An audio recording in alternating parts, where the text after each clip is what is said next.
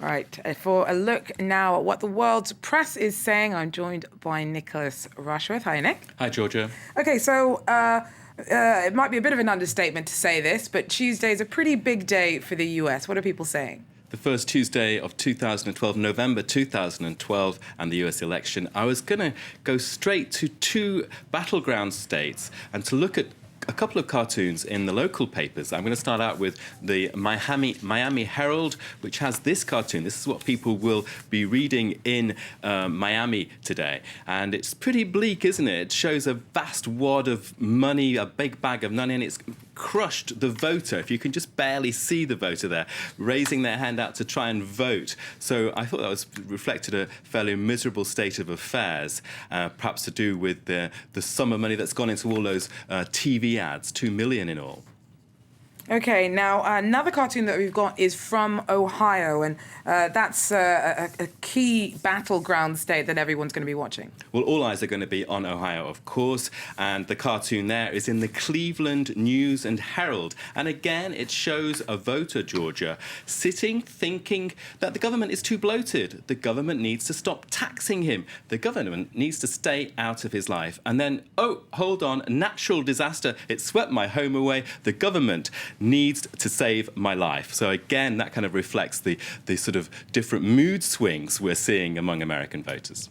Now, this is such a huge and important vote that it's not just the US press that's been keeping a very close eye on things, is it? Well, I looked at a few papers around the world, starting out with South China Morning Post in Hong Kong, which has got an editorial today saying that whichever of the two is voted president, what matters is that they should consider China as a friend and not as a foe. There's been such a negative campaign.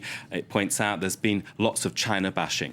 Also, looking at the world press, Moscow, the Moscow Times, I thought this was fairly incredible, actually, from their part. The editorial there, you can see US can learn from Russia about unity. Now, what does Russia have to teach the Americans? Well, apparently this is to do with a National Unity Day, which has been introduced in Russia. It began back in 2005. It's had mixed results, but the editorial in the Moscow Times is saying the example of Unity Days in Germany and South Africa could be picked up by the Americans because this battle for them has been so divisive. They need to think about unity and having a common shared vision.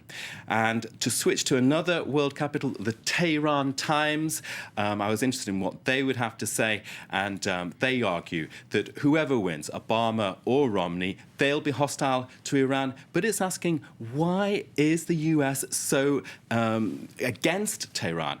Why is it against the Iranian people? Why do they want to continue punishing Iranians?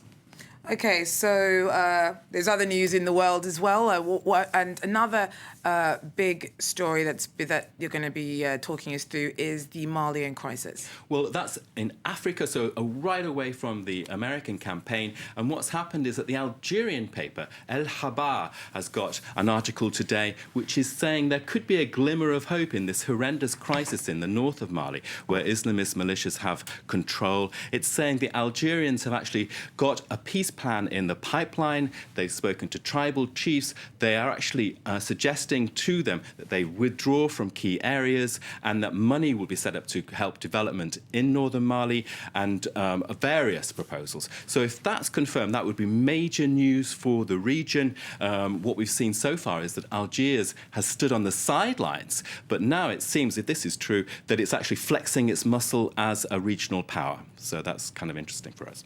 Brilliant. Thanks very much. Nick Rushworth there with our press review.